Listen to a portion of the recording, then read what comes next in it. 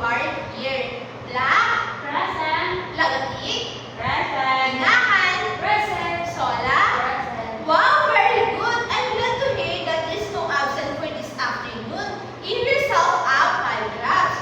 1, 2, 3, 4, 5. And now, I will present you our classroom rules, and we need to follow these classroom rules during our discussion. The first one is raise your hand. We need to raise our hand. Yes, present. We need to raise our hand for avoid interruption and for respect. Yes, we need to raise our hand to avoid disruption and give respect to people who talk. And work quietly. Why we need to work quietly, Sola? To avoid unnecessary.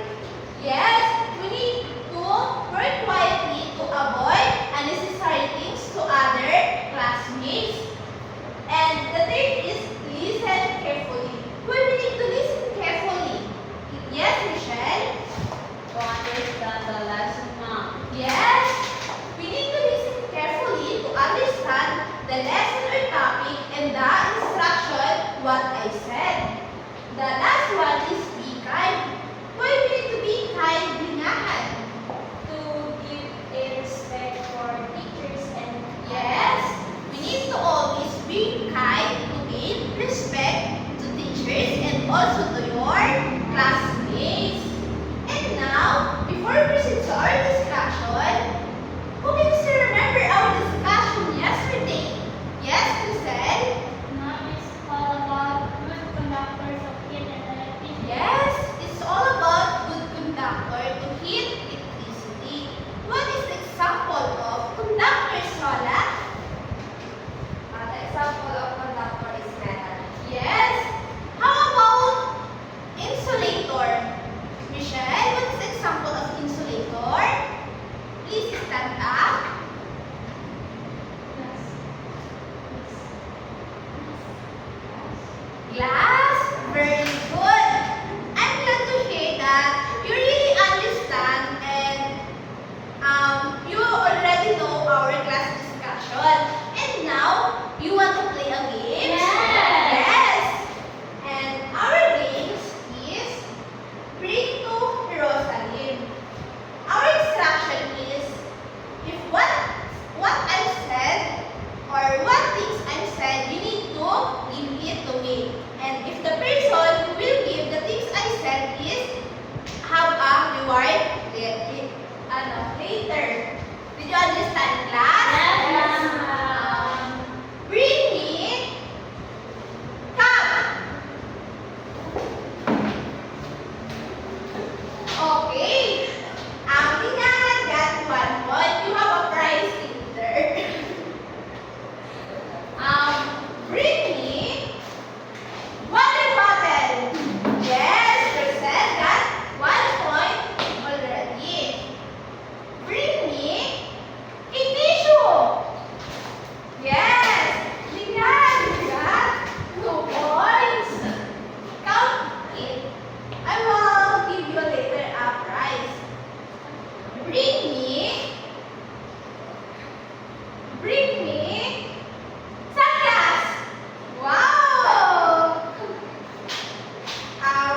Hinahan got 3 points. Did you enjoy our games, class? Yes, ma'am. What did you observe from our games? Okay, before you answer that, you want to play or you want to sing grade 4? Yes, ma'am.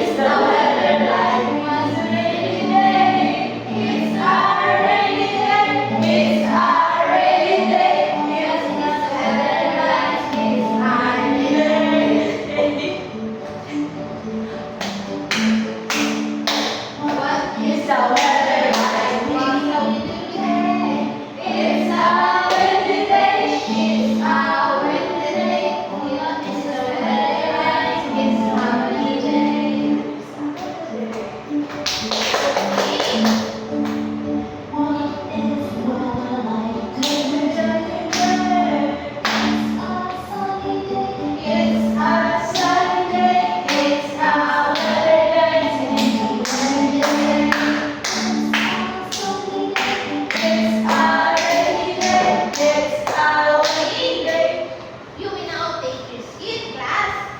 And now, what is your observation from our games and from our song? Yes, Lingahan? It's different kind of weather. Yes, it's a different kinds of weather. And our topic for this afternoon is all about weather. Can you read it, class? Weather. Can you please read, class? Weather is what happens in the sky and the air around us every day. It can change from sunny day to rainy day. What did you observe from weather for this afternoon? It's a sunny day. It's a sunny day. Sunny. Sunny and cloudy. And what do you feel like this afternoon? So hot. So hot because it's a sunny day. Like what said here, it can change from sunny to rainy. Like example, in the morning it's a sunny, and in the evening it's a stormy or rainy. The weather is not same at that time. And there have different types of weather. Sunny, rainy, windy, and stormy. We tackle the different types of weather. Can you read it, class? Sunny is when the sky is clear and it's warm and brighter. Like we said earlier, our weather today is sunny. Did you notice it's a warm and brighter in the sky? Yes. Yes. And sunny gives light and heat. And how plants grow and improves mood and energy. What will we do when sunny day or sunny season? Yes, Marcel? Go to the beach and let's Yes. We go to the beach. Who can go to the beach here? Yes. We can go to the beach to improve our mood and energy.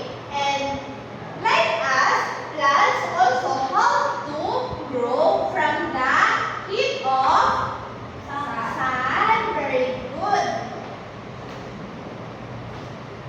Second one is rainy. Can you read it, class? There is a water rolls from clouds and it's called for rain. It can be like drizzle or a downpour. And when raining, what we can do is go outside, ba? Inside the house. Yes, we need to stay at our home. And what do you feel when raining? It's still cold. Yes, it's feeling cold and we want to sleep. Raining clouds full of water and plants grow part of the water cycle. Like a sunny day, rainy is and now let's move on in the windy. The strong air movement that we feel on our skin. What should we do with windy day? Yes, Crystal? Wear a jacket. Yes, we wear a jacket. And how about to go outside? What should we do? Yes? Ingat? Play and fly outside. Yes. We play a kite and we wear a jacket to feel comfortable. Do you feel now is windy day? No. No, because now is sunny day and now it's so very hot. The next one is stormy. Can